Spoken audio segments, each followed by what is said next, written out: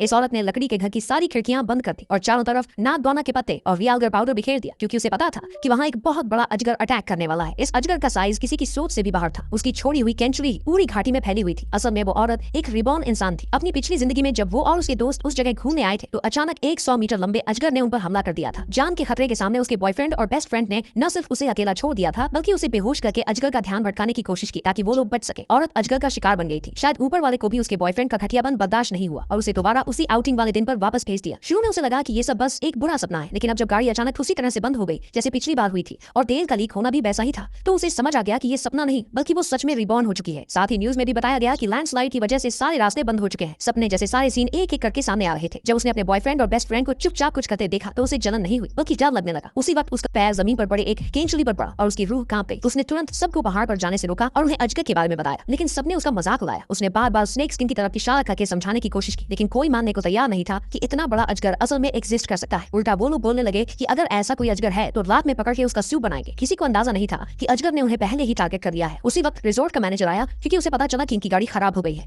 और वो सबको लेने आ गया ताकि वो वहीं रेस्ट कर सके। औरत के मन में डर था, लेकिन उसके पास कोई ऑप्शन नहीं था। उसे सबके साथ रिजॉर्ट जाना पड़ा। किसी ने नोटिस नहीं किया कि जो स्नेक स्किन जमीन पर पड़ी थी वो 100 मीटर से भी लंबी थी। जब सब रिजॉर्ट में पहुंच गए तब भी औरत खुद को रोक नहीं पाई और मैनेजर को उस जायंट पाइथन के बारे में बता दिया। लेकिन जो मैनेजर कई सालों से यहाँ रह रही थी उसे जायंट पाइथन की बात पर यकीन नहीं हुआ। उसने औरत से कहा कि वो आराम से रहे और यहीं रुके। उसी वक्त मैनेजर को पता चला कि जो नया जनरेटर खरीदा गया था वो खराब हो गया है। जैसे ही वो पास जाकर चेक करने वाली थी, औरत ने अचानक उसे खींच लिया, क्योंकि उसे अपनी पिछली जिंदगी याद थी जब यही लड़की मशीन चेक करने गई थी और वो अचानक ब्लास्ट कर गई थी जिससे उसकी टांगे चली गई थी और आखिर में वो भी पाइथन के अटैक से बच नहीं पाई थी। लेकिन जब औरत ने मैनेजर को रोकने की कोशिश की तो उसने उसकी बात को हल्के में लिया और बोली कि ये जनरेटर तो नया है और वो भी इम्पोर्टेड, इसमें कोई दिक्कत नहीं हो सकती। पर जैसे ही उसने ये कहा मशीन ब्लास्ट कर गई। इसके बाद जब औरत ने उसे फिर बताया कि रात को जायंट पाइथन अटैक करेगा तब भी उसे यकीन नहीं हुआ। मैनेजर की आंखों में शक देखकर औरत ने तय किया कि अब वो खुद की तैयारी खुद करेगी। उसे अपनी पिछली जिंदगी की याद थी, इसलिए उसने सबसे टूटा फूटा वुडन हाउस चुना रहने के लिए, क्योंकि उसे अच्छे से याद था कि उस घर के नीचे एक बेसमेंट था जो किसी की हालत में टूटता नहीं था। फिर उसने घर के बाहर वो सारी चीजें फैला दी जिनसे सांप डरते हैं और अपने पास पूरी सप्लाईज इकट्ठा कर ली। उसका प्लान था कि अगर वो आज रात पाइथन के अटैक से बच गए तो रेस्क्यू टीम के आने तक रुक सकती है। लेकिन जैसे ही रात हुई जो बाकी लोग थे वो अब भी जोर जोर से म्यूजिक चला रहे थे। उन्हें ये अंदाजा भी नहीं था कि ये सब पाइथन को और ज्यादा अट्रैक्ट करेगा। औरत ने उन्हें रोकने की बहुत कोशिश की, लेकिन उसकी बेस्ट फ्रेंड ने सोचा कि वो उसे टारगेट कर रही है और उसे भला बुरा कहने लगी। अब औरत से बर्दाश्त नहीं हुआ और उसने अपनी बेस्ट फ्रेंड और बॉयफ्रेंड की सारी गंदी हरकतें सबके सामने खोल दी। उसका वो घटिया बॉयफ्रेंड जब देखा कि सारा राज खुल चुका है तो उसने वहीं पर ब्रेकअप कर लिया, लेकिन औरत को कोई फर्क नहीं पड़ा, क्योंकि उसके हिसाब से वो मरने वालों से झगड़ा नहीं करती। किसी को पता नहीं था कि उस वक्त जायंट पाइथन पहले से ही विला के बाहर पहुंच चुका था। भीड़ अब भी अपनी मस्ती में थी। औरत ने अब और समझाने की कोशिश नहीं की। अब तक सिर्फ रिजॉर्ट की मैनेजर ही उस पर यकीन कर चुकी थी, क्योंकि दिन में जो हुआ वो अभी भी उसके दिमाग में था। इसके बाद औरत ने मैनेजर का हाथ पकड़ा और दोनों जल्दी से उस वुडन हाउस में चले गए और अंदर से दरवाजा कस के बंद कर लिया। उधर बाकी लोग अब भी सेल्फी लेने में लगे थे। उन्हें ये नहीं पता था कि एक बहुत बड़ा पाइथन उनके पीछे आ चुका था।